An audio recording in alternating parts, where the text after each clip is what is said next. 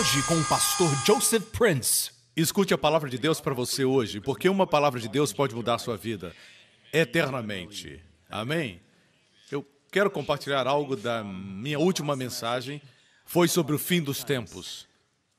Esse assunto, existem muitos pontos de vista sobre este assunto no corpo de Cristo, mas a palavra de Deus é uma. Amém?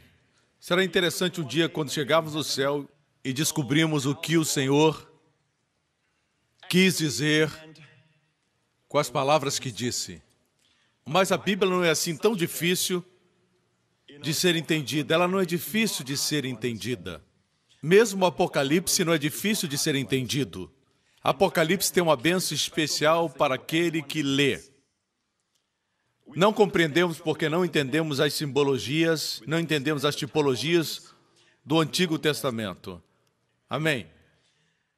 E fica ainda mais confuso quando não se entende a mensagem principal, que é o Evangelho de Jesus Cristo, o Evangelho da graça. Se entender o Evangelho da graça, se entenderá que os crentes não passarão pela grande tribulação. Os crentes não estarão aqui durante o tempo da angústia de Jacó, o tempo chamado grande tribulação. 7 anos da ira de Deus derramada sobre a terra.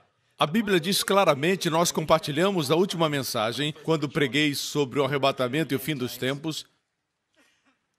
Se você entende Romanos 5, que diz assim, logo muito mais agora, tendo sido justificados pelo seu sangue, seremos por ele salvos da ira, através dele. Amém? Assim vemos que não vamos passar pela tribulação. Você entende isso? Logo após nossa mensagem sobre o arrebatamento ser colocada no YouTube, houve muita oposição, como também aconteceu quando preguei sobre a graça. Foi o mesmo tipo de reação, de forte oposição, como também aconteceu quando eu preguei sobre falar em línguas e sobre a ceia do Senhor. Em todos esses casos, o diabo se opôs fortemente porque esses assuntos fortalecem, edificam e apresentam a bem-aventurada esperança. O diabo não quer que você tenha esperança, ele quer que você esteja deprimido, que você continue olhando para o que acontece no mundo, ele quer que consuma essas más notícias do mundo e fique deprimido. Ele quer que você olhe ao redor e fique angustiado. Ele nunca quer que você olhe para cima e descanse. Nunca. A palavra homem no grego é antropos e é composta por 2 palavras. Certo, se analisarmos, são as palavras ficar de pé e olhar para cima. De toda a criação de Deus, o homem fica de pé e olha para cima. Não era para o homem olhar para baixo. Amém. Jesus tinha pouco e muita gente para alimentar. Mais de 5.000, incluindo mulheres e crianças, chegariam a 10.000 pessoas que estavam famintas. Ele tinha pouco em suas mãos, 5 pães e a Bíblia diz 2 peixinhos. E ele olhou para cima. Foi essa postura que Deus criou o homem para ter, olhar sempre para cima. Essa é a verdadeira humildade. Você é mais ousado quando você olha para cima. Você amedronta o diabo quando você olha para cima. O diabo quer que você olhe para os lados, olhe para os outros e faça comparações. Amém? Comparar, competir, ter ciúmes e inveja. Jesus diz que nós devemos segui-lo. Olhar para o homem glorificado e exaltado que está à destra do Pai. Aquele que tem toda a autoridade nos céus e na terra. Ele é o seu mestre. Ele é o seu salvador. Olhe para ele.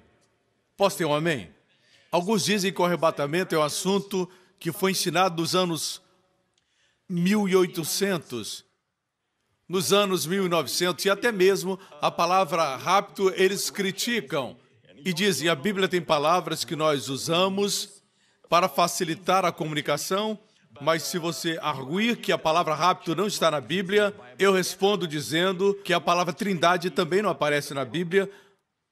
Mas a verdade do Deus triuno, não 3 deuses, mas um Deus, 3 pessoas divinas, Pai, Filho e Espírito Santo, é uma verdade bíblica.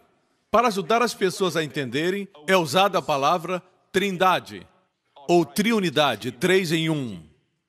O mesmo se aplica à palavra hapazo, no grego, que é arrebatamento, retirada, que está em 1 Tessalonicenses 4, verso 17, que diz que quando o Senhor vier, arrebatará a igreja. Você não gosta da palavra rápido? A palavra rápido quer dizer... Quando pensamos na palavra rápido, pensamos em alguém que foi sequestrado, que foi tirado. Mas nesse caso, rápido é ser tirado da terra fisicamente. Eles dizem que foi uma palavra criada nos anos 1800, no século XIX, por algumas pessoas que profetizavam, e alguém profetizou naquela reunião e usou a palavra rápido. Mas eu quero mostrar para você que não é algo que surgiu primeiramente no século XIX. Igreja, é importante entender isso porque o diabo quer roubar você da bem-aventurada esperança. A postura bíblica para o verdadeiro cristão não é esperar pela morte para encontrar o Senhor. Mesmo na época de Paulo, era esperar o retorno de Jesus. 1 Tessalonicenses fala a respeito dos crentes, e essa epístola foi escrita aos Tessalonicenses, aos que moravam na cidade grega, chamada Tessalônica, porque eles mesmos anunciam de nós qual a entrada que tivemos para convosco e como dos ídolos vos convertestes a Deus para servir o Deus vivo e verdadeiro e esperar dos céus o seu Filho. Note que depois que você vai para Deus, o que você faz? A postura cristã é esperar pelo Filho e não esperar pelo anticristo. Podemos estudar essas coisas, mas não podemos esperar o anticristo. Os cristãos devem esperar dos céus o seu Filho. Também não devemos esperar a morte. Isso não é bíblico. Temos que esperar dos céus o seu Filho. Depois de encontrar o único Deus verdadeiro, você deve esperar dos céus o seu Filho, a quem ressuscitou dentre os mortos, a saber, Jesus, que nos livra da ira futura. Está muito claro.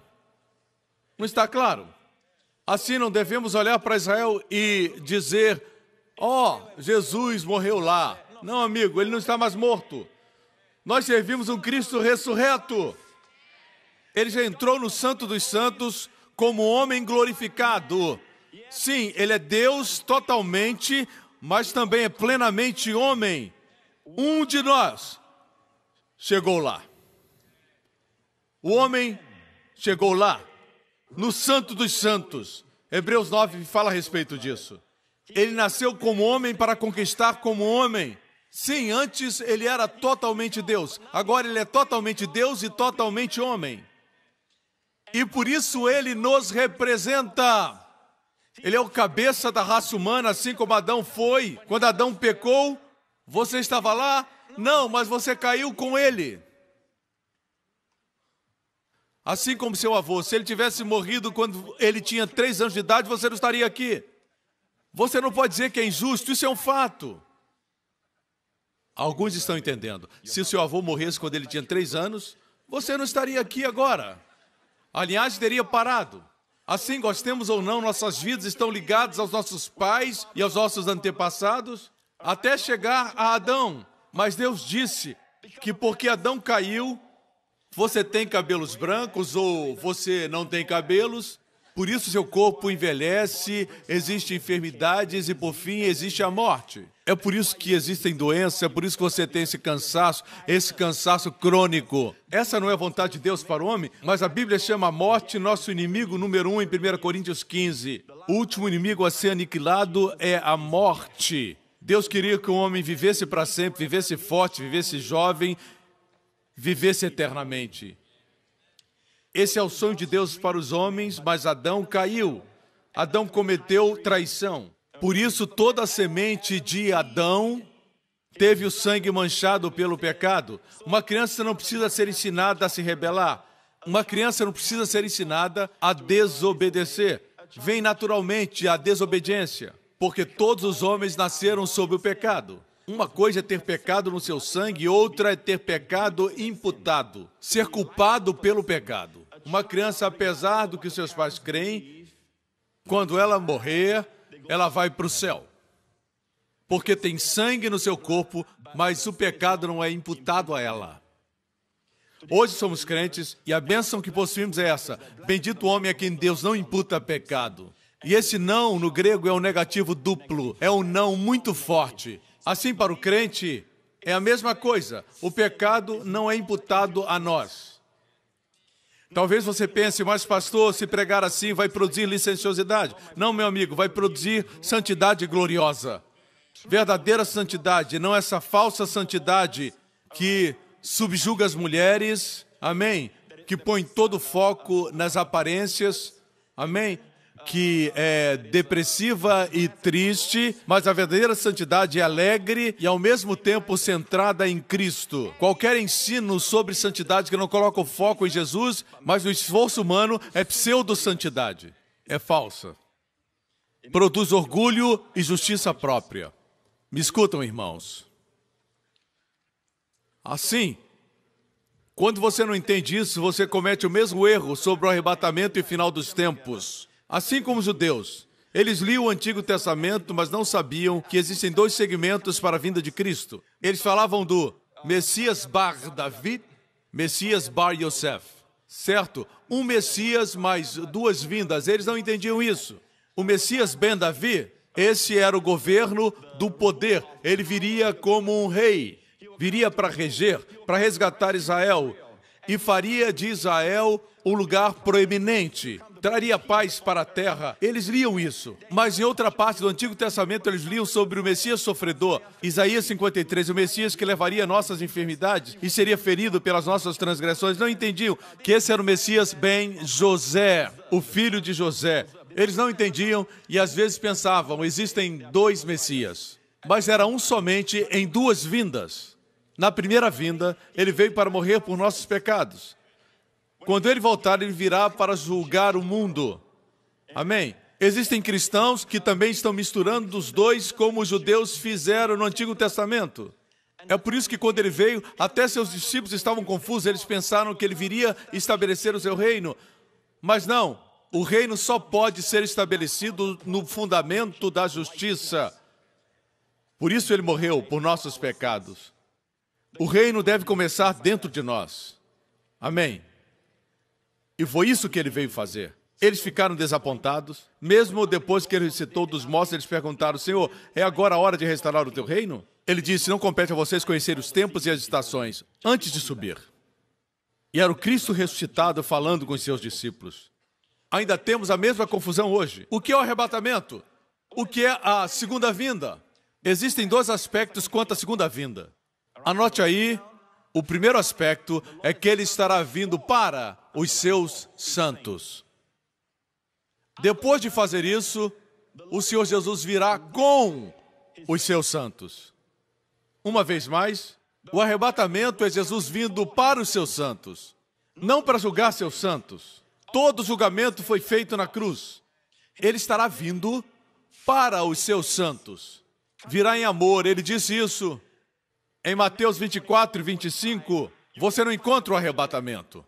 O arrebatamento era um mistério, assim como a igreja era um mistério que foi revelado especialmente ao apóstolo Paulo, e o povo judeu nunca entendeu que existiria uma igreja, os chamados. Quando pensar em igreja, não pense num prédio. Pense nas pessoas que foram chamadas, de muitas nações.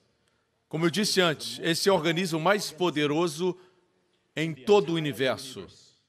Mais bem-sucedido do que o Facebook, mais bem-sucedido do que a maior companhia do mundo. Você sabe qual é? Não importa, maior do que qualquer uma. A igreja é maior. Ela inclui o universo inteiro. Tem muitos membros e é chamado Corpo de Cristo. E é o sonho do Pai. Mas a igreja estava escondida em mistérios no Antigo Testamento, escondida em tipos. Era um mistério no Antigo Testamento. O arrebatamento também é um mistério. Paulo disse, eis que vos revela um mistério. E a palavra mistério, no Novo Testamento, não é algo escondido. É algo que estava escondido no Antigo Testamento, mas foi revelado. Você me acompanha? Se diz que a palavra rápido foi um termo inventado por alguns no século XVIII e XIX, mas deixe-me dizer que Shakespeare, que viveu no século XVII, usou o termo rapto na sua peça Péricles, no ato 2, cena 1. Não se referindo a algo bom, mas se referindo à transferência de um lugar para outro. Ele falava do rapto do mar, não dos céus, mas do mar. Ele usou essa terminologia porque era muito utilizada naqueles dias, referindo-se à remoção. Pode também significar algo muito bom, algo arrebatador, mas não se referia a isso, se referia a mover de uma cena para outra. E ele utilizou isso no século XVII, irmãos. O famoso Matthew Henry, o mais famoso comentarista de todos os tempos da Bíblia, o seu nome era Matthew Henry. Matthew Henry, ele está bonito nessa foto.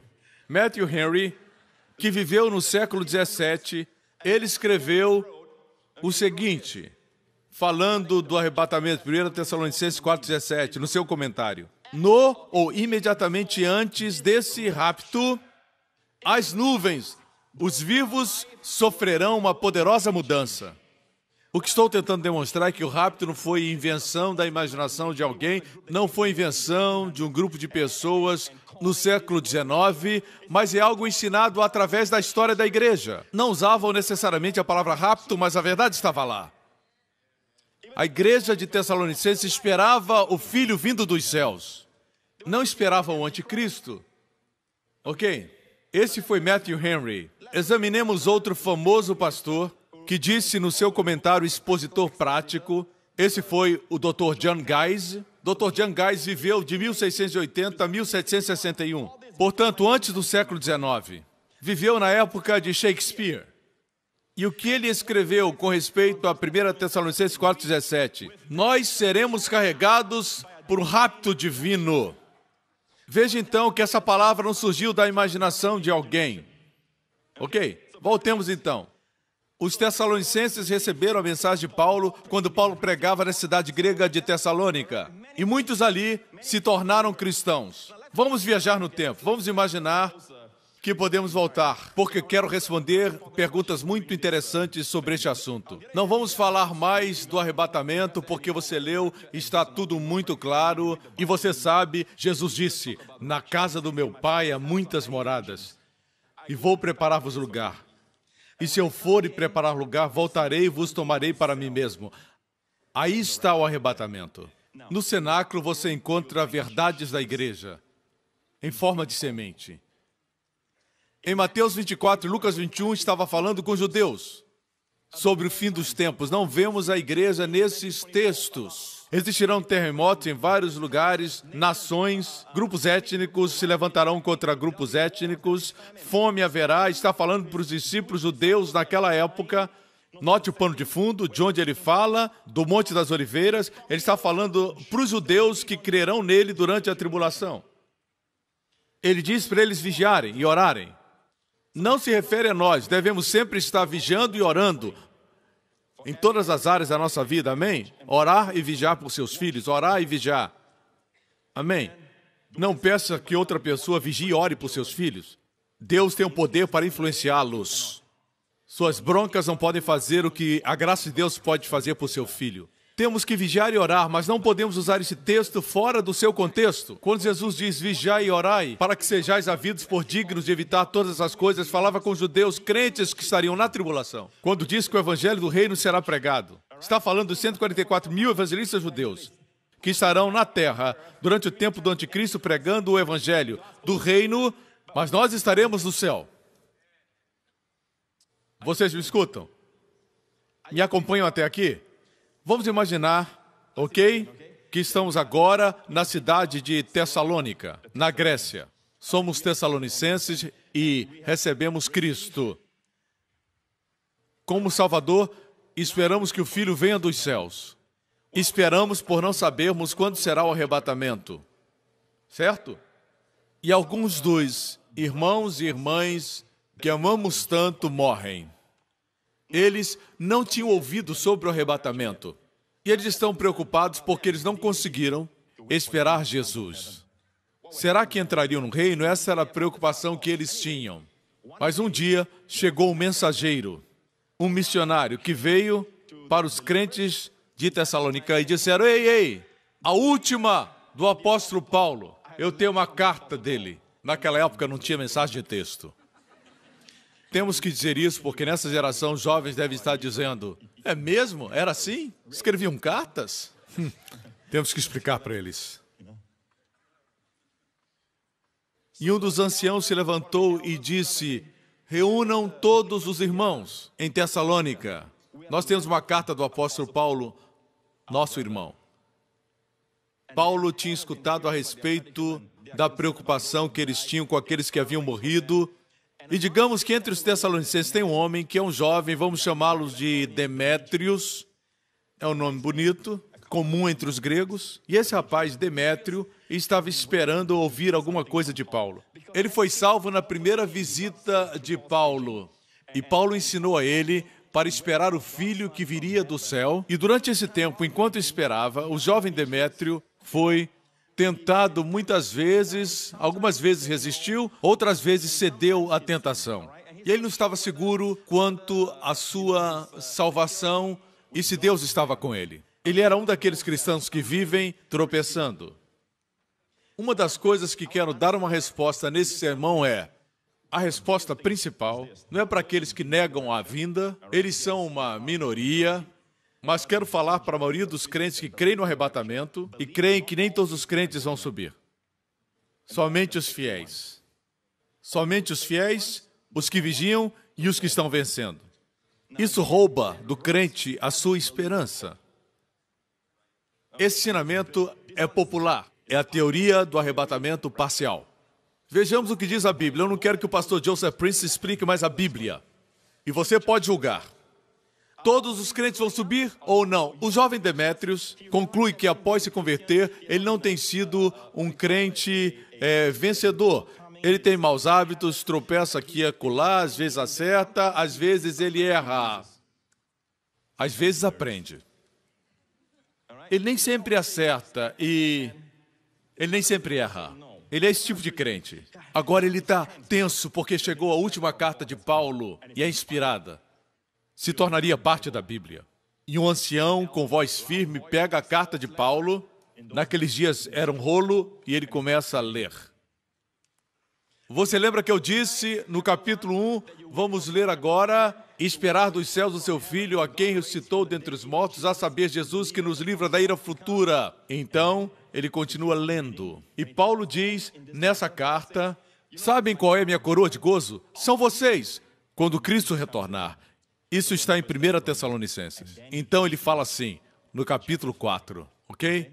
E ele diz: não quero que sejais ignorantes, irmãos, acerca dos que já dormem, ou seja, aqueles que já morreram, para que não fiquem tristes como os que não têm esperança. Porque se cremos que Jesus morreu e ressuscitou, assim também aos que em Jesus dormem, Deus os tornará a trazer com ele. Próximo. Dizemos pela palavra do Senhor, Demétrios está com ouvidos atentos. Veja, não devemos nos entristecer com os irmãos que morreram. Paulo diz, não se entristeçam como os do mundo, que não têm esperança. Digo isto pela palavra do Senhor. Portanto, o que Paulo vai dizer é palavra do Senhor. Deus vai dizer algo e Paulo será somente o mensageiro. Que nós... Demétrio começa a tremer e o ancião dá uma pausa. E nós? Nós quem? Os que somos fiéis? Que somos vencedores? Que somos vigilantes? Quais são os cristãos que vão subir? Nós. Vamos, fale. Dizemos pela palavra de Deus que nós, os que ficarmos vivos. O único critério é ficarmos vivos. Assim, igreja. Eu creio que vai acontecer exatamente assim. Amém? Eles estavam ansiosos por ouvir: nós que somos fiéis? Não. Nós que somos vencedores? Não. Nós que somos vigilantes? Não. Nós que ficarmos vivos. Veja, se restringe aos crentes. Isso é para os crentes. E entre os crentes existem diferentes níveis de fidelidade, diferentes níveis de dedicação, diferentes níveis de consagração. Posso ter um amém? Os que ensinam o arrebatamento parcial. Quem deu a eles autoridade para julgar quem é que é mais fiel para subir? O apóstolo Paulo, inspirado pelo Espírito, disse: nós os que ficarmos vivos. Se você é crente e estiver vivo, no arrebatamento você vai subir. Contra a lei da gravidade que ele mesmo instituiu. Porque nós que ficarmos vivos para a vinda do Senhor, não precederemos os que dormem. Porque o mesmo Senhor, eu amo isso.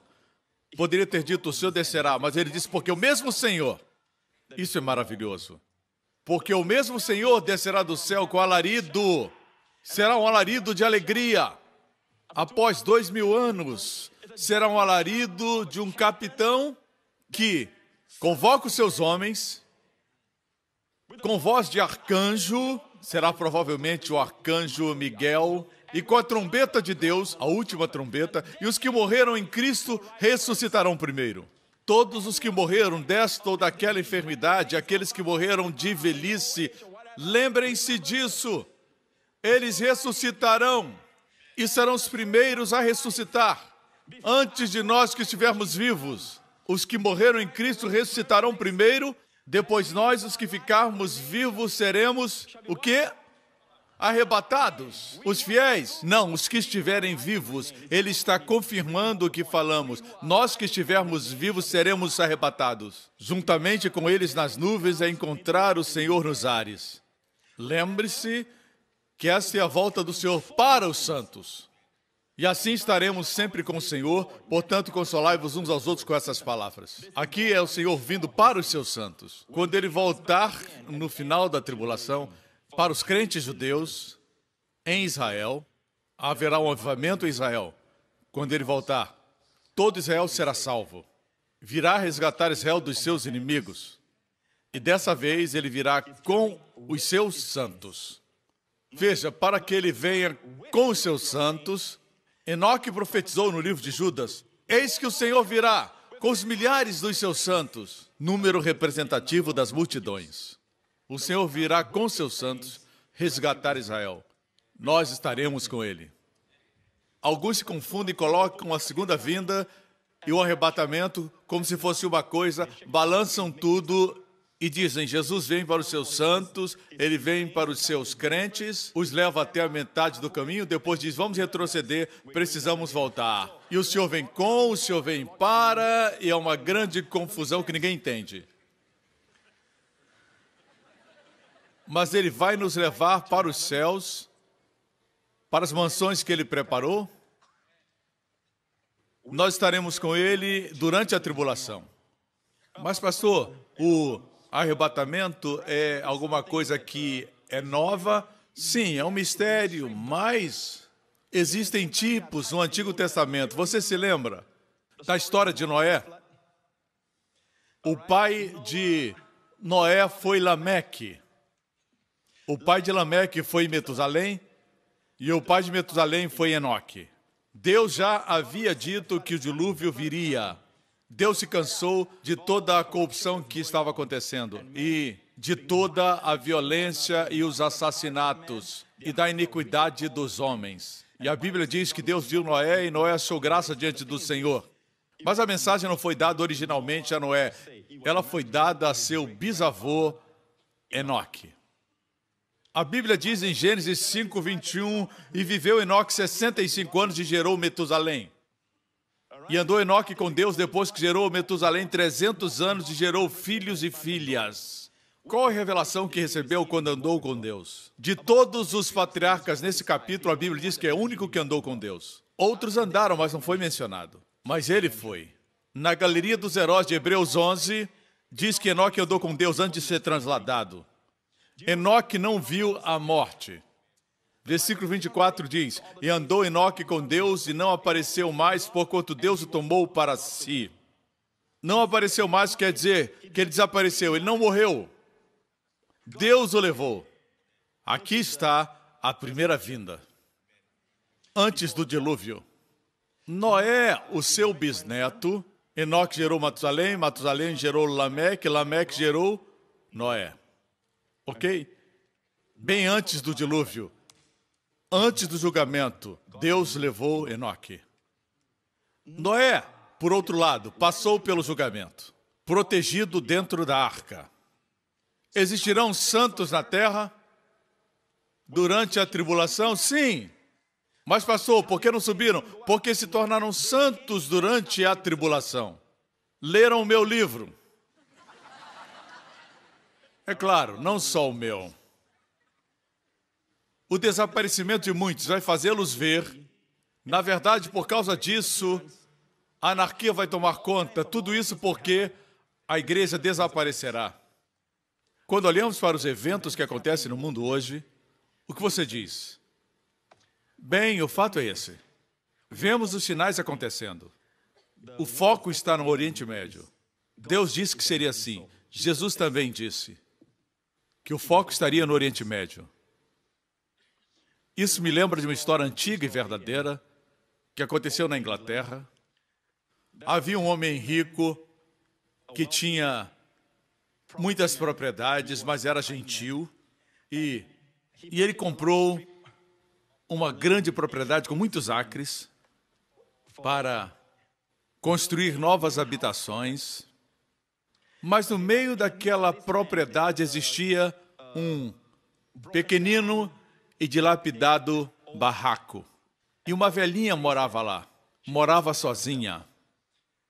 E quando os mensageiros disseram para ela que o tempo dela ali estava terminando, a terra tinha sido vendida, de qualquer forma a casa dela era muito ruim e deveria ser demolida logo, mas foi dito a ela que construiria uma nova casa para ela.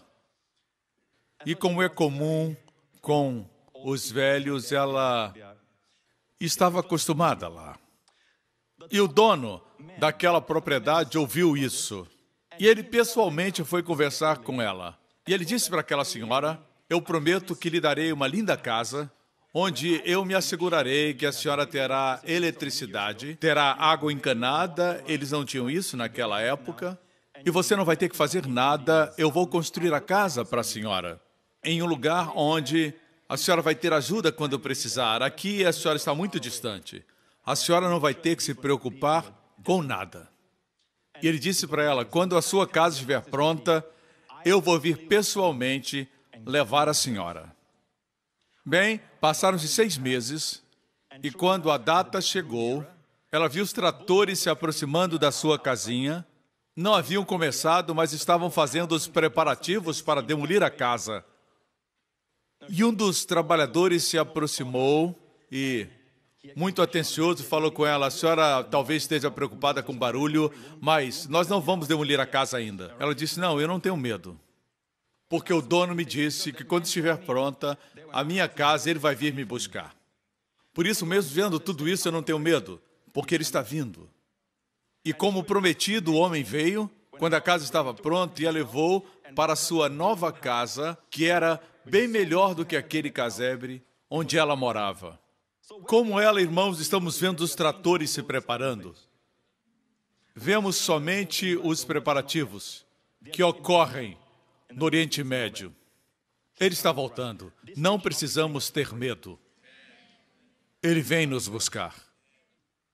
Isso é maravilhoso. Existem pessoas que pensam que, quando pregamos sobre o arrebatamento e a volta de Jesus, as pessoas se tornam preguiçosas ou displicentes. Mas não é isso que a Bíblia diz. Vejamos 1 João capítulo 3, verso 2. Amados, agora somos filhos de Deus, ainda não é manifestado o que havemos de ser, mas sabemos que quando Ele se manifestar, em toda a sua glória e majestade, seremos semelhantes a Ele, porque assim como Ele é, o veremos. Agora mesmo estamos sendo transformados. Quando alguém prega a palavra da sua glória, somos transformados. Quando lemos a Bíblia e vemos sua glória, somos transformados. Quanto mais quando vermos face a face. Se você acha que agora você tem um toque do céu, você vai ser completamente celestial.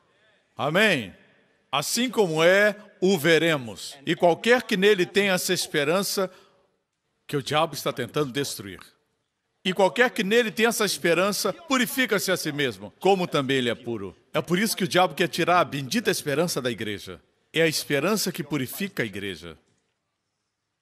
Quanto mais pensa no céu, como seu lar, Sim, você cumpre as suas funções aqui na terra, sem apego, como os valentes de Gideão, bebendo a água e olhando para cima. E não como os que mergulharam na água e foram desqualificados para executarem o serviço do reino de Deus. Olhe para cima. Prepare-se. Mas o arrebatamento para todo crente verdadeiro. Eu não sei quem vai ser arrebatado. Somente Deus sabe. Voltemos então para 2 Tessalonicenses 2:7. Somente há um que agora o retém até que do meio seja tirado. Como o Espírito pode ser tirado? Bem, no dia de Pentecostes, Deus o enviou, dessa feita para habitar com a igreja, e quando a igreja for tirada, e a igreja não é um prédio, somos nós, a habitação do Espírito. Quando a igreja for removida, o Espírito também será tirado. Então será revelado o iníquo, a quem o Senhor desfará pelo assopro da sua boca e aniquilará pelo esplendor da sua vinda. Esse sujeito está em algum lugar. Esse anticristo. Ele é o pior. É pior que Mussolini, pior do que Hitler, pior do que qualquer outro tirano ou terrorista através da história. Veja que ele não será revelado até que nós saiamos. Isso demonstra que nós temos poder contra ele. Por isso ele não se revela até que a igreja seja arrebatada. Muitos não gostam de ouvir sobre arrebatamento porque estão muito apegados aqui à terra. Tem muito ouro, muitas propriedades. Não querem falar do arrebatamento. Eu não entendo isso. Por essa razão, o arrebatamento nos purifica. Quando mais pensamos no arrebatamento, é claro que você pode investir, pode possuir coisas, mas tem que entender que isso tudo é temporal. Vivemos aqui para a sua glória. Investimos no ouro, mas usamos o ouro, na verdade, para quê? O ouro no céu será usado como asfalto. Você não ficou feliz, não importa.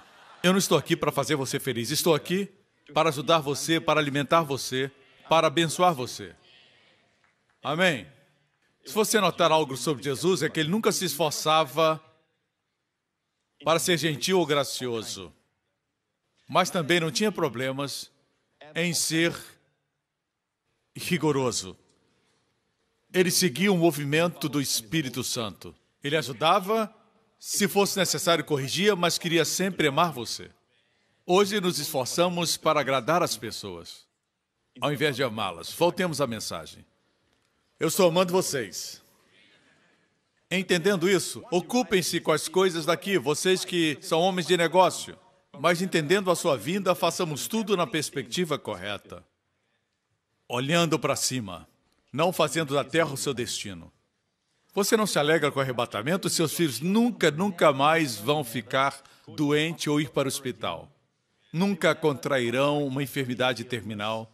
Com 25, 30 ou 60 anos, seja o que for, eles nunca passarão por aquilo que as pessoas nesse mundo passam. Você que já tem uma certa idade, você sabe o que acontece no mundo. Amém? Cremos que Deus cura, temos visto curas, mas continuamos aguardando pela redenção do nosso corpo. Não é verdade? Amém, igreja? Você não se alegra com o arrebatamento? Você terá um corpo, seus filhos terão um corpo que nunca ficará enfermo, nunca ficará doente, nunca terá dores, nunca terá qualquer coisa que faça doer, para todo sempre. Você nunca vai envelhecer. Você jamais morrerá.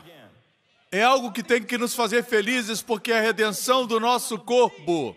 Mas existe algo mais, algo que eu não entendo. A maior parte dos evangélicos, ou melhor, todos os evangélicos concordam, de diferentes denominações concordam que não somos salvos pelas nossas obras. Não somos salvos pelos nossos méritos, somos salvos pela graça. Não pelo que fizemos, não por nossa fidelidade, mas pelas obras de Jesus, pelo que ele fez. Você concorda? Sim. A obra de Jesus na cruz alcançou o seu corpo? Eles dizem sim. O arrebatamento é a redenção do seu corpo. Agora você diz, as nossas almas são salvas pela graça, não por nossos méritos ou fidelidade, mas os nossos corpos, no arrebatamento, serão salvos baseados na graça e nos nossos méritos, baseados na graça e nossa fidelidade. Algo está errado. Isso é porque não entendem a graça. É por isso que escrevi O Poder de Crer Certo. Quando se crê errado, produz emoções tóxicas, medos e incertezas. O arrebatamento é ele vindo reivindicar o que ele já comprou. Não tenha ideia de que no arrebatamento Jesus vai dizer assim: esqueci de redimir seus corpos.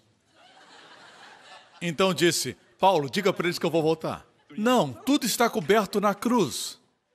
Mas por alguma razão, que eu podia especular, mas minha pregação não é especulação, Deus nos deixou com os nossos corpos caídos, mas com espíritos novos. Nós somos um espírito ressurreto em um corpo não ressuscitado. E Deus nos deixou aqui na terra para alcançar outros, para viver uma vida vitoriosa, uma vida que honra o seu nome. Nesse corpo antigo, existia um costume na época de Paulo, e ainda existe esse costume nos dias de hoje, de dar um depósito quando compra algo. Você compra algo e dá um valor como sinal. Esse sinal garante que você vai voltar para a redenção completa. Assim, o Senhor viaja, não sabemos quando voltará, ele volta e toma posse daquilo que redimiu. Agora ele deposita o pagamento total. O pagamento total foi realizado na cruz, mas a Bíblia diz que o Espírito Santo é o penhor, o sinal. Assim, Deus colocou o Espírito Santo como um sinal de que, quando ele voltar, todos nós seremos redimidos. O Espírito Santo é o sinal. Veja na sua Bíblia, Efésios capítulo 1. Ele é o penhor. Quando diz, não entristeçais o Espírito Santo, porque fostes selados para a redenção da possessão. O que é isso? O Espírito Santo é a garantia. O Espírito Santo em você é a garantia que a redenção está chegando e todo o seu corpo será redimido. Isso, irmãos, é simplesmente poderoso. Algum tempo atrás, eu pensava que existiam corpos nos céus esperando por nós, como os uniformes de Batman, pendurados em algum lugar, muitos uniformes de Batman. Dessa forma, nós pensamos que quando Jesus voltar, trará nossos corpos dos céus. Mas a Bíblia não diz isso, diz que nossos corpos foram feitos nos céus. Mas você sabe onde o seu novo corpo será glorificado? Exatamente onde está o corpo velho. É por essa razão que quando Jesus retornar, os que morreram em Cristo, e muitos deles hoje são cinzas, mas tudo foi feito por ele, sem ele nada do que foi feito se fez. João 1, Colossenses capítulo 1 diz, nele, em Cristo, que fez todas as coisas, tudo se sustenta. Pode-se queimar tudo até cinzas, mas os átomos não estão perdidos, porque ele fez os átomos, e nele todos os átomos ficam unidos. Diz a Bíblia, por isso, quando ele voltar, veremos que aquele que criou todas as coisas, todos os átomos, eles mantêm. E mesmo aqueles corpos que estiverem no mar há tantos anos ou forem transformados em cinzas, não importa a condição, certo? Os átomos não estarão perdidos. Com uma palavra, ele convocará os que morreram e já são cinzas, e eles terão um novo corpo. Cremos que aqueles que morreram em Cristo estão nos céus agora, felizes, pulando de alegria e andando nas ruas de ouro. O meu avô está lá e ele é novo, ele é hoje um adolescente. Se ele me visse, ele diria, você pensa que você é bonitinho? Você pensa que é bonitinho? Olhe para mim! Sim, o seu avô, a sua vovó. O que vocês pensam, irmãos? Mas, pastor, o senhor não entende? Meu avô morreu e não tinha Jesus. Mas você é crente? Sim, pastor, eu sou. A Bíblia diz, crê no Senhor Jesus e será salvo tu e a tua casa. Isso não é automático, mas o que ele está dizendo é porque você é salvo, existe uma aliança e por isso Deus tem um espaço para entrar na sua família e salvá-los. E mesmo quando eles estiverem naquela situação, quando estão à beira da morte, em coma, Deus pode visitá-los e dizer, eu sou o Salvador, e eles serão salvos. O que invocar o nome do Senhor, meu avô no último momento disse Jesus, e ele foi salvo. O que invocar o nome do Senhor será salvo. Por parte de mãe, ela tinha um parente que falava o cantonês muito. Era uma senhora anciã da família que era um parente distante. E essa senhora, bem idosa, nunca tinha ido à igreja. Ela ficou enferma e os filhos quiseram levá-la ao hospital, mas ela recusou. Ela não era cristã, não sabia quem era Jesus, mas minha mãe estava orando para que aquela família fosse salva. Um dia, ela chamou seus filhos, os filhos já falavam inglês, e ela falou com eles em cantonês. E ela disse, eu não tenho mais medo de ir para o hospital. Ontem à noite eu tive um sonho. E ela disse, Jesus veio a mim. Ninguém falou com ela a respeito de Jesus, ninguém achava que ela era capaz de entender sobre Jesus, mas ela menciona Jesus e depois fala com eles, um ou dois já eram crentes, e ela fala da Bíblia, verdades do Antigo Testamento, que, a não ser que lesse a Bíblia ou frequentasse a igreja, ela não entenderia, e ela falava em cantonês para eles. E ela disse que Jesus apareceu e falou com ela em cantonês. E disse, eu sou Jesus, não tenha medo, eu cuido de você. Então ela disse que ele vinha quase todas as noites ensinar a Bíblia para ela. Quando ela faleceu bem idosa, ela não morreu daquela enfermidade.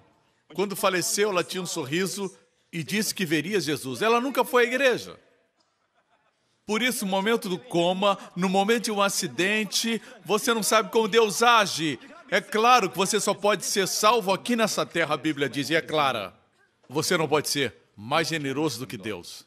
Assim pensam os universalistas, que são mais generosos que Deus. Isso é impossível. Quando você não é como Deus, você não é generoso.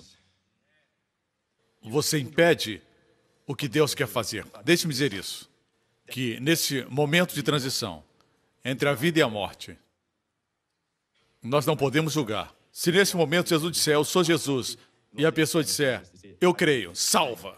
Escute, o ladrão da cruz disse assim, lembra de mim, quando entrar no seu reino. Só uma frase.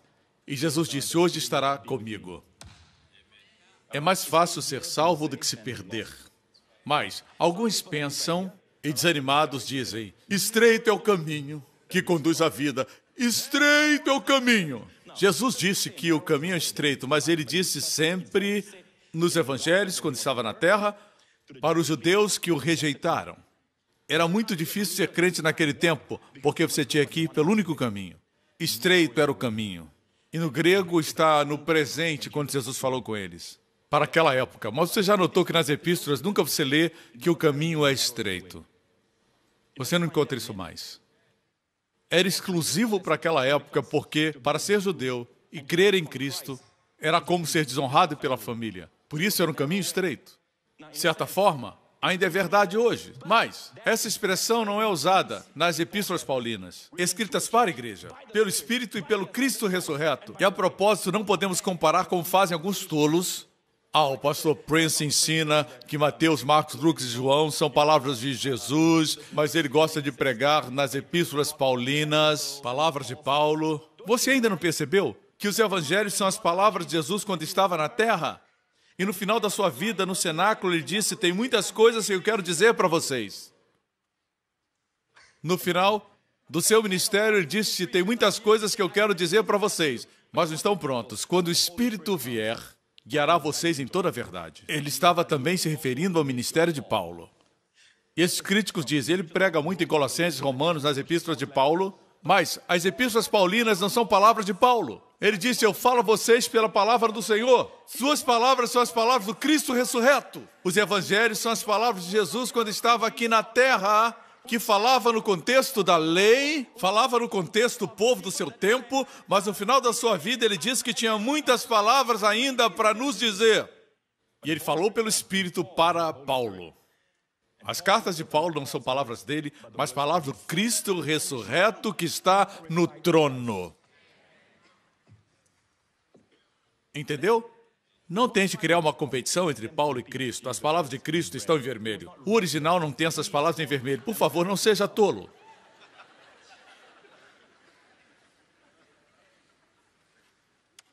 Quando o arrebatamento acontecer, Deus nos vai dizer para aqueles que já morreram em Cristo, desde Adão ao tempo presente, seus parentes e amigos, Deus não vai dizer, é hora do arrebatamento.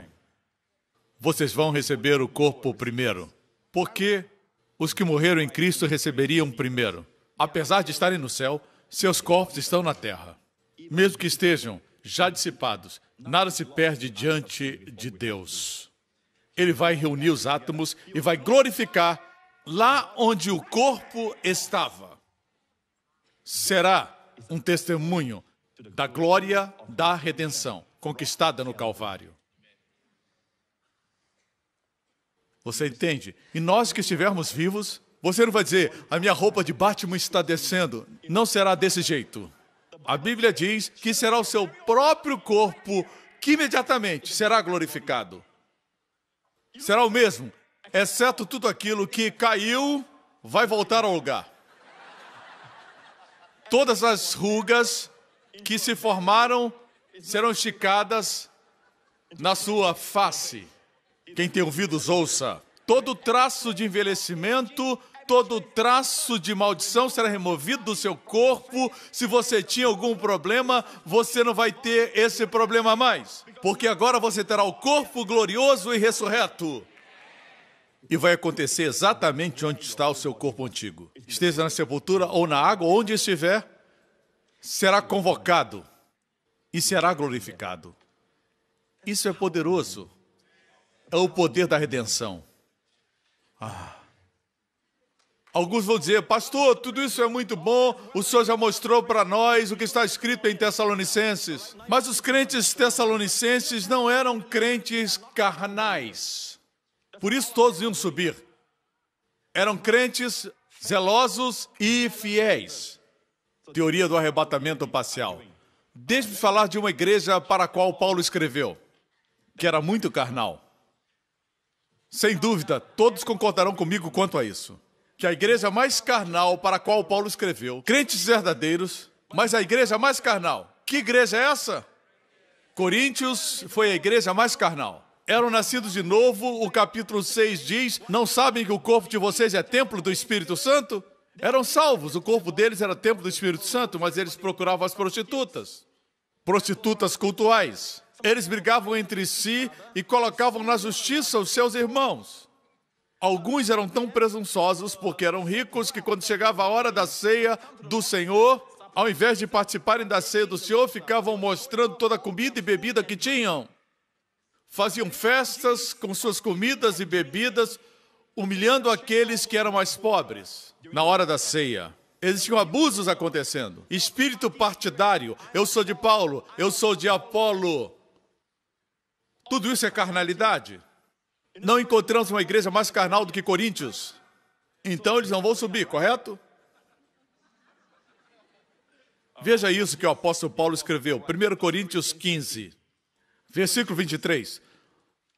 Mas cada um por sua ordem. Ele está falando da ressurreição. E falando disso, ele diz, Cristo as primícias, depois os que são de Cristo na sua vinda.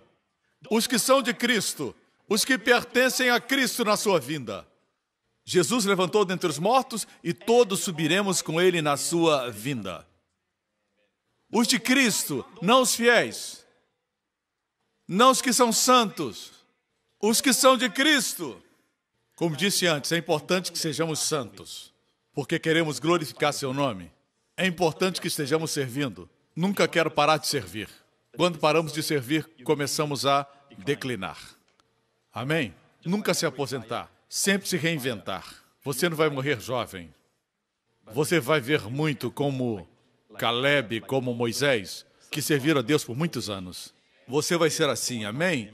Você tem que servir e ser fiel. Eu não posso dar posição de liderança para quem não é fiel. Amém? Nem você. Esse não é o critério. Na verdade, quando temos essa bendita esperança, nos purificamos. A Bíblia diz que a bendita esperança purifica. Se não pregarmos isso, o povo fica mundano. Ficam apegados a essa terra. Se tornam carnais. Você me acompanha? Todas essas coisas são importantes, mas não são o critério para a redenção, porque a redenção do seu corpo é pela graça através da fé, bem como a redenção do seu espírito. Não é metade, graça, metade, seus méritos. Metade, graça, metade, suas obras. Metade, graça, metade, sua fidelidade. Não, não, não. Tudo é graça. E a redenção do seu corpo é totalmente graça. Você me escuta? Na verdade, depois do arrebatamento, todos nós compareceremos ao tribunal de Cristo, onde tudo que fizemos será manifestado. Não é um julgamento para condenar ou enviar ninguém para o inferno. Não é o grande trono branco. Isso vai acontecer no final da tribulação. Todos os vivos e mortos estarão diante do Deus poderoso. Mas não é o tribunal de Cristo. O tribunal de Cristo é somente para os crentes e receberão galardões ou sofrerão perdas. Perdas no que se refere à posição no reino vindouro, mas não perda da salvação. Isso não pode acontecer porque o seu sangue nos salvou. Estaremos diante do juiz, mas o juiz é a nossa justiça. Eu disse, o juiz é a nossa justiça. O tribunal de Cristo não vai definir se você vai para o inferno ou para o céu. O fato de termos sido redimidos e sermos arrebatados quer dizer somos salvos. Mas fala de galardões e perdas. Um dia eu vou pregar sobre isso. Amém? É importante servirmos. É importante que a graça que recebemos seja usada. É importante que não deixemos a graça ser desperdiçada. Vocês me acompanham até esse momento? Vejamos, então. Temos que entender o contexto desse versículo. Existem algumas pessoas, os universalistas, ensinam que todos serão salvos automaticamente. Eles se baseiam no versículo 22, que diz assim, porque assim como todos morrem em Adão, assim também todos serão vivificados em Cristo. Contudo, temos que ler dentro do contexto. Mas, diz aqui, cada um por sua ordem. Cristo as primícias, depois os que são de Cristo, se todos serão vivificados, isso quer dizer todos em Cristo. O contexto é chave. Você tira o versículo do seu contexto, tenho dito por muitos anos, tira o texto do seu contexto, vira um pretexto. Ok? Eu estou aqui para dizer para você que alguns que creem na graça foram para o extremo que é o universalismo. Eles dizem, aceitando a Cristo ou não, você é salvo. Tenha cuidado com esse ensinamento. Um ensinamento novo, é uma heresia muito antiga, que está sendo reeditada. Ok? Temos que seguir o caminho de Deus. A Bíblia diz que você tem que crer. Amém? Você tem que receber. A Bíblia não diz que é automático. Crendo ou não crendo, você é salvo. A Bíblia diz de forma muito clara, quem crer no Filho de Deus tem a vida eterna, quem não crê já está condenado. Você me acompanha? Alguns dizem, a igreja de Coríntios era carnal. Então, você diz que os crentes carnais não vão subir? Os crentes infiéis não vão subir? Vamos observar os crentes mais carnais e infiéis para os quais Paulo escreveu. Coríntios. Em 1 Coríntios 15, 51. Eis que aqui vos digo um mistério. O que é mistério? Algo escondido no Antigo Testamento, mas agora revelado. Deus levantou Paulo para revelar muitos mistérios. Veja, ele disse, eis aqui vos digo um mistério. Com quem ele falava? Falava com os cristãos carnais de Corinto. Ele não disse, falo somente com os que são fiéis. Não, ele fala com todos os crentes de Corinto. E ele diz para eles, nem todos dormiremos, mas todos seremos transformados. Todos. Eu disse todos, mas todos seremos transformados. Crentes carnais, crentes que chegam atrasados. Se você só chega atrasado, se converta. Só porque você frequenta a igreja New Creation não quer dizer que você é salvo. Como ir ao McDonald's não faz de você um Big Mac. Ir à garagem não faz de você um carro. Sua salvação não é por osmose, porque você frequenta a igreja New Creation. Amém? Você tem que aceitar a Jesus. Tem que recebê-lo. E Deus não tem netos. Não venha me dizer que o seu avô foi crente, que seus pais são crentes. E quem é você? Neto de Deus? Deus não tem netos, só filhos. Então receba Jesus. No que tange a salvação, Jesus disse para Zaqueu, foi a única vez que ele disse isso, desce depressa. Jesus sempre foi calmo, muito tranquilo. Foi a única vez que disse, desce depressa, Zaqueu, me convém ir à sua casa. Quando se refere à salvação, temos que ter pressa. Não sabemos quando virá o fim. O arrebatamento é iminente. Não depende de Israel voltar para sua terra. Não depende da Rússia invadir Israel. Não depende que nada se cumpra. É iminente. A segunda vinda depende. Você me acompanha? Está aprendendo? No momento, no abrir e fechar de olhos, vai ser rápido assim, vai ser muito rápido ante a última trombeta, porque a trombeta soará e os mortos estarão incorruptíveis e nós seremos transformados. Porque convém que isto que é corruptível se revista da incorruptibilidade. Esse corpo mortal será revestido da incorruptibilidade e o que é mortal se revista da imortalidade. E foi escrito para crentes que eram carnais. Eu rogo que não sejam carnais. Se você vive em adultério, se alguém vive em adultério, está numa guerra civil. Se você é salvo, não está feliz. Você não está feliz e está desperdiçando todos os anos. Sugiro que pare de safadeza, certo? Retorne para Deus totalmente. Ainda não é tarde.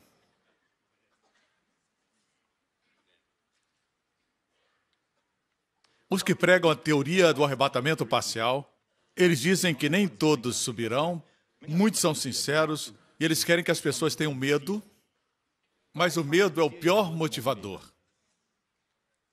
A Bíblia diz: o amor de Deus nos constrange. Amém? Nos anos 90, quando aconteceu a Guerra do Golfo, eu vi na CNN que as igrejas registraram a maior frequência de todos os tempos, em toda a América. Mas não durou muito. Não se pode ir à igreja por medo.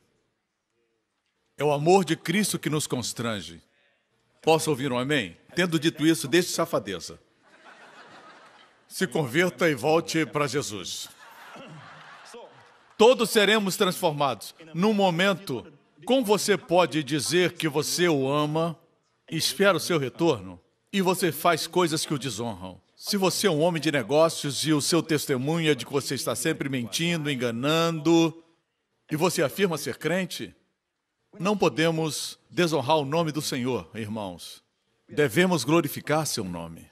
Só temos essa vida para viver. Só o que fazemos para Cristo permanece. Não viva para você mesmo. É uma vida vazia. Você termina com nada. Salomão descobriu isso, que ele podia ter tudo. Em Eclesiastes ele diz: tudo é vaidade. Porque o coração dele era muito grande para esse mundo. Deus fez seu coração muito grande para ser cheio de Jesus. Tudo nesse mundo deixa um gosto amargo na boca. Não satisfaz. Seu próximo livro é Cantares. Agora o objeto do seu amor enche o seu coração. Como diz o poema francês, o constrangimento das riquezas. O que você vê em Cantares, sua beleza, sua glória, é um constrangimento de riqueza, as riquezas da graça. Ainda estou aprendendo sobre sua graça. Estão aprendendo, irmãos? A propósito, voltemos para Enoque. Enoque gerou quem? O seu filho Metusalém. Voltemos a Gênesis 5, Metusalém. Enoque viveu uma vida que agradou a Deus e Deus o arrebatou. O levou para si. Eu acho que ele sabia que ia ser transladado. Assim, Enoque representa os crentes que serão tirados antes do juízo. Noé representa os crentes que passarão pelo juízo. Estes serão aqueles que serão salvos após o arrebatamento. Amém? Mateus 24, 25 não foi escrito para a igreja, mas para os remanescentes judeus do futuro. Crentes. Crentes em Jesus. Por isso a linguagem é judaica. Orem para que não aconteça no sábado. Enoque gerou Matusalém e andou com Deus. Quantos anos Metusalém viveu? Todos os dias de Metusalém foram 969 anos. Foi o homem que mais viveu na terra. 969 anos. O sujeito que mais viveu. Até Adão morreu o mais jovem. Por quê? Porque Enoque recebeu a revelação que o juízo viria, e quando seu filho nasceu, lhe deu o nome de Metusalém, o chamou Metusalém. A primeira parte, Matu, quer dizer morte. Quando ele morresse, Salém, ele viria. Matusalém, quando ele morrer, o juízo virá. Sempre que ficava doente, todos ficavam atentos. E oravam. Uma simples tosse, e eles oravam. Imagine essa criança ficando enferma e toda a cidade, toda a vila, toda a vizinhança, trazendo todo tipo de ervas chinesas para curar o menino.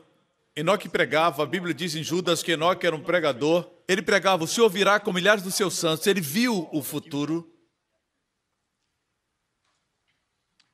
E o menino cresceu e fez 60 anos, 70, 100, 200, 250, 300. E muitos que trouxeram as ervas morreram. Muitos dos seus vizinhos morreram. Muitos morreram. E ele fez 500, 550 anos, 600, 700, 800. E muitos morreram. As pessoas iam morrendo. Você sabia que ele viveu até o tempo de Noé? Noé era o seu neto e quando ele construiu a arca, ele estava vivo. Matu estava vivo. E o fato é este. Ele deve ter dito a Noé a respeito do fim, daquilo que o seu pai havia dito antes de ser arrebatado. Certo? Apesar de Enoque ter sido trasladado, certo? Sem nunca ter visto a morte, seu filho na terra foi o homem que mais viveu. Por quê? Por causa da bondade e da paciência do maravilhoso Deus. A Bíblia diz que Ele é a fonte de toda a bondade. E quando nós conseguimos entender um pouquinho da sua bondade, esse entendimento é uma dádiva da sua bondade para que possamos entendê-lo melhor. Oh, aleluia! Deus disse, quando esse menino morrer, o julgamento virá. E Deus fez com que ele vivesse mais tempo sobre a terra. Pense nisso. Se calcular os números disponíveis, verá que ele morreu no ano que o dilúvio começou. E ele foi o homem que mais viveu. Bendito seja o nome do Senhor. Deus não quer que ninguém pereça. Pedro escreveu sobre os escarnecedores que surgiriam e diriam, onde está a promessa da sua vinda? Mas, amigos, não se deixem enganar. Pedro disse, o Senhor é paciente, não quer que ninguém se perca. Se Ele está estendendo o tempo, é porque quer que muitos sejam salvos. Certo? Muitos foram salvos ontem. E muitos serão salvos hoje. Amém? Ele não quer que ninguém se perca, mas vai chegar o tempo quando Deus vai dizer basta. E aí Jesus voltará. Ok? Pedro disse assim, Pedro, Tiago e João subiram o monte da transfiguração com Jesus. Vemos aqui ele escrevendo em 1 Pedro 2,17. Porque não vos fizemos saber a virtude e a vinda de nosso Senhor Jesus Cristo, seguindo fábulas artificialmente compostas, mas nós mesmos vimos a sua majestade. Ele está falando da vinda de nosso Senhor Jesus Cristo. E ele continua, porquanto ele recebeu de Deus Pai honra e glória, quando da magnífica glória ele foi dirigido a seguinte voz, este é o meu Filho amado, em quem me tenho comprazido. E ouvimos esta voz dirigida do céu, estando nós com ele no Monte Santo. Você lembra a história? E depois ele diz isso, e temos muito firme a palavra dos profetas, a qual bem fazeis estar atentos, como a uma luz que alumia em lugar escuro. Alguns dizem que profecia é difícil de entender. Não, não é uma escuridão, é uma luz que alumia em lugar escuro até que o dia amanheça e a estrela da alva apareça em vossos corações.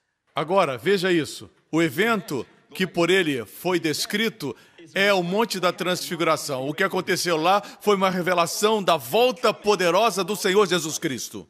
E diz ele, vimos a sua majestade. Ok?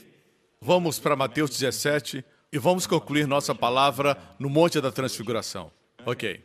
6 dias depois, 1000 anos para o Senhor são como um dia. Da criação de Adão até o nosso tempo, se passaram 6.000 anos. Jesus veio no ano 4000, 2000 anos até os nossos dias, são 6.000 anos. 6 dias, e ele retornará. Nada é insignificante na Bíblia, nem mesmo números. 6 dias depois tomou Jesus consigo Pedro e a Tiago e a João, seu irmão, e os conduziu em particular ao alto monte e transfigurou-se diante deles. E o seu rosto resplandeceu como o sol, e as suas vestes se tornaram brancas como a luz. E eis que lhe apareceram Moisés e Elias falando com ele. Moisés e Elias, veja isso. Ele se transfigurou e o seu rosto brilhou. Pedro diz que aqui foi uma amostra da sua vinda. Fomos testemunhas oculares da sua majestade. É assim que ele virá. Nós estivemos lá no Monte da Transfiguração e vimos um pouquinho como será a sua vinda. Não era o Jesus que caminhava no Mar da Galileia, mas Deus revelou o verdadeiro Jesus, a glória que estava dentro. Jesus sempre estava escondendo a sua glória. Quando ele fazia milagres, ele escondia a sua glória. Não contem para ninguém, ele sempre tentava esconder a sua glória. Nós somos orgulhosos, queremos nos mostrar. Ele sempre se escondia. Mas agora ele brilha, ilustrando o seu retorno. De acordo com Pedro, representava a sua vinda, o poder da sua vinda. Mas em que sentido? Então aparecem Moisés e Elias. E por que eles são mencionados? Eles estão na montanha com ele. Por que eles estão lá? Veja isso. Quando Jesus voltar para Israel, ele voltará com todos os santos que foram arrebatados. Moisés representa os santos que morreram e ressuscitarão dos mortos no arrebatamento. Elias nunca morreu. Elias foi arrebatado aos céus em um redemoinho. Temos um outro arrebatamento, não só o de Enoque, agora o de Elias. Ele virá com os santos, com aqueles que morreram e ressuscitaram, e os que nunca morreram, mas subirão, com um novo corpo. Você entendeu? A propósito, Bertrand Russell, que é ateu, escreveu o livro Por que Eu Não Sou Cristão. Um dia dei uma olhadinha no livro e parei numa página quando ele falava por que ele não acreditava na Bíblia. E era porque o último versículo do capítulo 16 de Mateus diz assim: em verdade vos digo que alguns há dos que estão que não provarão a morte até que vejam vir o Filho do Homem no seu reino. E Russell disse que Jesus havia falado que as pessoas que estavam ao seu redor não enfrentariam a morte. E ele disse, ele nunca voltou. E o que Jesus disse? Até que o vejam vir o Filho do Homem no seu reino. E no capítulo seguinte, 6 dias depois, Pedro, Tiago, André e João, ele não disse todos, disse alguns, não provarão a morte até que vejam vir o Filho do Homem no seu reino. Eles o viram vir no seu reino no Monte da Transfiguração. Os homens se fazem de sábios, mas são tolos. Não entendem essas coisas. Esse texto é um dos favoritos dos ateus. Agora você já sabe. Tudo no contexto. E eles viram o Filho do Homem no seu reino antes de morrerem. Ali João teve uma prévia do livro de Apocalipse. Voltemos a 1 Coríntios 15, 52. No momento, no abrir e fechar de olhos, ante a última trombeta, Apocalipse 22, os últimos versículos, os últimos. Verso 20 e 21. Esses são os últimos 2 versículos de toda a Bíblia. A Bíblia termina em Apocalipse 22 dessa forma. Aquele que testifica essas coisas diz, são as últimas palavras de Jesus. Certamente cedo venho. Cedo venho é a ênfase aqui. Você sabe qual o problema? É que muitos interpretam isso e você vê cristãos caminhando nas ruas de Nova York com camisetas dizendo, Jesus vem em breve. E o problema é que não interpretam bem a expressão cedo venho. Pode significar breve ou subitamente. Rapidamente. Muitos interpretam Jesus vem em breve. Como breve? Já tem 2000 anos. Mas o que ele diz é que quando ele vier, será algo súbito. Tahu, no grego. Virá repentinamente. Quando o Espírito Santo veio, ele veio repentinamente no cenáculo. A Bíblia diz que quando ele voltar, vai ser num piscar de olhos, num segundo atômico. O mundo só perceberá o desaparecimento. Ele não está dizendo, virei em breve. No ano seguinte, virei em breve. Não é isso. Ele diz, virei de forma súbita. Virei de forma rápida. Cedo pode ser breve e também pode ser subitamente. É a forma da sua vinda. Queridos, vamos concluir. Esses são os últimos versículos, as últimas palavras de Jesus. Vamos examinar esse último capítulo e vamos concluir. Vamos para Apocalipse 22:16. Eu, Jesus, enviei o meu anjo para dar a vocês este testemunho concernente às igrejas. Eu sou a raiz. Isso prova que ele é Deus. Ele é a raiz de Davi. Jesus vem da linhagem de Davi. Davi há muito foi estar com o Senhor. Como ele pode ser a raiz? A raiz produz o fruto. A raiz produz a árvore. Em outras palavras, ele criou Davi. Aqui está a sua divindade. E ainda assim, ele é o descendente de Davi. Davi produziu dos seus lombos Maria e José, seus pais. Assim, ele é a raiz e a geração. Assim, esse versículo fala da sua deidade e sua humanidade. E a resplandecente estrela da manhã. No último capítulo fala da resplandecente estrela da manhã. Último capítulo do último livro do Antigo Testamento, bem no final do livro do profeta Malaquias, fala a respeito do sol da justiça. Voltemos a Apocalipse. Vejam, irmãos, muitos anos atrás, eu acredito que foi em Israel, mas não me lembro muito bem, mas eu sei que eu estava em algum lugar e não conseguia dormir, e me levantei bem cedo pela manhã e olhei pela janela. Ainda estava escuro em Israel. Eu acho que foi no Mar da Galileia. E lá no horizonte, era muito cedo e estava escuro. E eu vi a resplandecente estrela da manhã. O povo chama de Vênus, mas é conhecida como a primeira estrela, a resplandecente estrela da manhã. Eu olhei ao redor, vi o mar, fico emocionado ao ver o Mar da Galileia.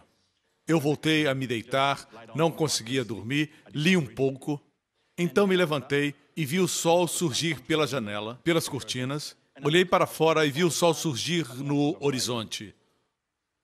Agora era o sol que surgia. Veja, sua vinda tem dois aspectos. Primeiro surge a brilhante estrela da manhã para o seu povo. Antes do dia do Senhor, o dia do juízo chegar. A estrela vem antes de surgir o dia. Ele vem para o seu povo, o povo da nova aliança. Por isso surge a estrela da manhã. Mas o último capítulo do Antigo Testamento, que é para o povo judeu, ele vem como o sol da justiça, após sermos arrebatados. Surgirá brilhante como no monte da transfiguração e salvará Israel. Aqui vemos os dois aspectos da sua vinda. Não aguardamos pelo anticristo. Não esperamos pela morte, aguardamos pelo Filho que virá dos céus. Aquele que amamos, que primeiro nos amou. Vivamos nossas vidas para a sua glória. Amém? E diz, o Espírito e a noiva dizem, o Espírito e a noiva dizem, vamos lá, noiva, o Espírito e a noiva dizem, e todo aquele que ouvir diga, vem. E quem tiver sede, venha. E quem quiser, beba da água da vida. Como? De graça, sem mérito, de graça. E termina com os dois últimos versículos. Aquele que dá testemunho dessas coisas diz, sim, venho em breve. Amém. Vem, Senhor Jesus. A graça de nosso Senhor Jesus Cristo seja com todos. Amém. Olhos fechados e cabeças baixas. Vou abençoar você com a bênção sacerdotal. Graças a Deus, eu não sou tolo. Pela graça de Deus. Quando abençoo, imagino Jesus com mãos estendidas abençoando. Na verdade, nós vemos em Atos 1, quando Jesus foi assunto aos céus, os discípulos olhavam, olhavam e olhavam. E dois anjos apareceram e os anjos disseram, varões galileus, por que estão olhando? Esse mesmo Jesus voltará da mesma maneira. Quer dizer, voltará corporalmente, voltará para abençoá-los. Jesus virá com mãos estendidas, abençoando o seu povo. Ele provavelmente dirá, venham! E dos quatro cantos da terra, os anjos serão enviados e o poder que estabeleceu a gravidade será revertido. Depois que ele redimir nossos corpos, teremos um corpo como o dele, que não estará mais sujeito a doenças, enfermidades e morte. Para sempre. Se você nunca fez de Jesus o seu Salvador pessoal, esse é o momento de colocar sua confiança nele. A salvação não é a graça mais os seus méritos, mas é totalmente a graça de Deus. Você já recebeu essa graça? Se não, faça essa oração agora de todo o seu coração. Não fale como um papagaio, mas faça essa oração do profundo do seu coração. Diga: Pai Celestial, eu creio que Jesus Cristo é o Filho de Deus, que o Senhor enviou para morrer por mim como Salvador. E naquela cruz, Jesus Cristo levou todos os meus pecados, passado, presente e futuro, todos eles, e os tirou. Ele recebeu meu juízo. E no terceiro dia, o Senhor ressuscitou dentre os mortos. Jesus Cristo é meu Senhor e Salvador, agora e para sempre, em nome de Jesus. Amém, amém, amém. Amigo, se fez essa oração, você agora, filho de Deus, as coisas velhas passaram, tudo se fez novo. Se o arrebatamento acontecer hoje, ou mesmo amanhã, ou esta semana, você vai subir. Amém? Você é salvo agora. E lembrem disso, irmãos, olhem para mim. Minha Bíblia diz que João viu nos céus uma multidão inumerável. Por isso digo que mais pessoas serão salvas do que você imagina. Isso não é universalismo que diz que todos serão salvos. Não, não, isso é heresia. Mas, tendo dito isso, a Bíblia diz, João disse, eu vi uma multidão inumerável. Não fala isso do inferno. Pessoas estarão no inferno, mas não diz que é uma multidão inumerável. Glória a Deus. No céu é inumerável. No inferno não diz o mesmo. Eu creio, irmãos, que Deus vencerá. Amém? Amém? Seus pais e seus amados que já morreram, você não conhece o momento final deles. Fique de pé, igreja. Levante sua mão nesse lugar. O poder da bênção. A bênção produz num momento e sem esforço o que para o homem levaria uma vida inteira para produzir. Um ano inteiro ou anos para produzir. Aqui vai a bênção. Povo de Deus e todos que assistem agora, veja Jesus Cristo, não Pastor Prince, com mãos estendidas, abençoando você. O Senhor abençoe você com as bênçãos de Abraão, que tudo que você tocar prospere, que o fruto do seu corpo, seus filhos, prosperem na saúde, prosperem nos seus estudos e em seus relacionamentos. Que o Senhor feche portas que não são boas, relacionamentos e amigos que não são bons para eles. Quando Deus fecha, ninguém abre. Quando Ele abre, ninguém pode fechar. Senhor, eu peço que o Senhor abra as portas das boas amizades, bons relacionamentos, para todos os filhos desses irmãos e todos que estão assistindo, Senhor, pela televisão. Eu oro por eles. Que o Senhor os guarde, os proteja e os preserve, em nome de Jesus, de todo o perigo, do vírus da ebola, de todo tipo de enfermidades, doenças e males. Que a sua vida seja cheia com o poder que ressuscitou Jesus dentre os mortos, permeando cada célula do seu corpo. Que a face do Senhor brilhe sobre você, seja favorável e que você receba de Deus toda a graça sobrenatural. O favor que abre portas para você, favor que fecha portas que não são boas. Favor por onde quer que vá.